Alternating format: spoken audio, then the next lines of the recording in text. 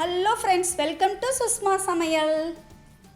இப்போ ஒரு கடாயில் 1 டேபிள் ஸ்பூன் கடலை எண்ணெயை சூடு பண்ணிக்கோங்க.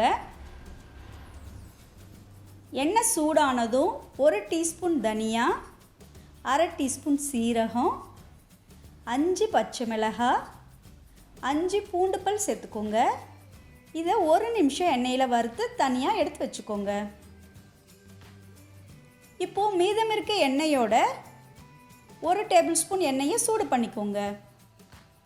1/4 கிலோ அளவுக்கு சுரக்காயை சேர்த்துக்கோங்க. நல்லா மிக்ஸ் பண்ணிக்கோங்க. இதை மூடி போட்டு 2 நிமிஷம் வேக விடுங்க.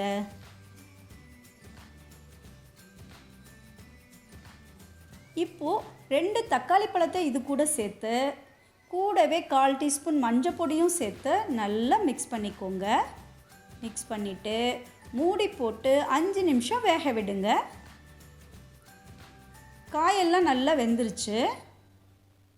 இப்போது இது கூட கொஞ்சமாக மல்லி இலையும் கொஞ்சமாக கருவேப்பிலையும் சேர்த்து நல்லா மிக்ஸ் பண்ணிவிட்டு ஆற வச்சுக்கோங்க.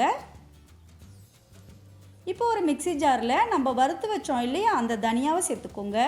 கூடவே 2 டேபிள் ஸ்பூன் வெள்ளை எல்லாம் வறுத்து சேர்த்துக்கோங்க.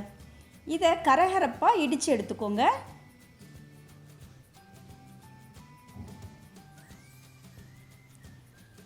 இப்போ இது கூட நம்ம வதக்கி வச்ச சுரக்காயை சேர்த்துக்கோங்க.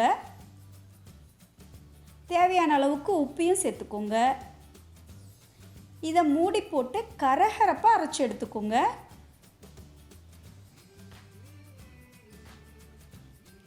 இப்போ ஒரு கடாயில் 2 டேபிள் ஸ்பூன் எண்ணெயை சூடு பண்ணிக்கலாம். எண்ணெய் சூடானதும் அரை டீஸ்பூன் கடுகு, அரை டீஸ்பூன் கடலைப்பருப்பு, அரை டீஸ்பூன் உளுந்து, 2 சிட்டிகை அளவுக்கு சீரகம் சேர்த்து பொன்னிறமாக வறுத்துக்கோங்க.